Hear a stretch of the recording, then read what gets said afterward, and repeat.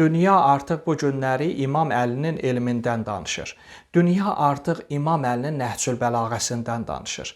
Hətta Qurani-Kərimdə imamət barəsində ayələr mövcuddur. Onda suallar meydana çıxır. İnsanlar bərabərdirlər. Görəsən bərabərliyin mahiyyəti nədir?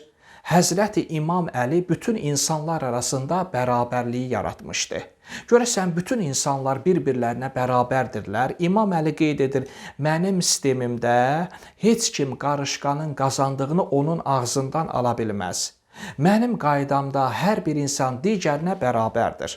Əgər müsəlmandırsa imanında, müsəlman deyilsə insanlığında.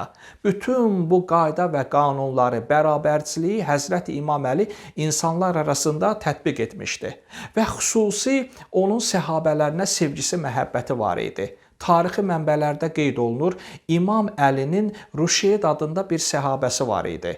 Və bir gün səhabələri ilə xurma bağında əyləşmişdilər. Səhabələr dedilər, nə gözəl xurmadır.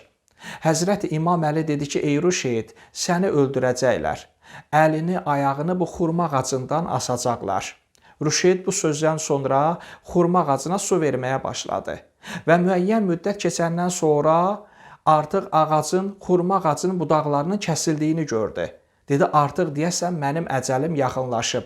Və bir neçə müddət keçəndən sonra İbn Ziyad xəbər göndərir. İmam Əlinin yanından uzaqlaş. O isə bundan imtina edir. Və bir neçə müddət keçəndən sonra İbn Ziyad Rüşeydi öldürtdürür, əlini, ayağını xurma ağacından asdırır.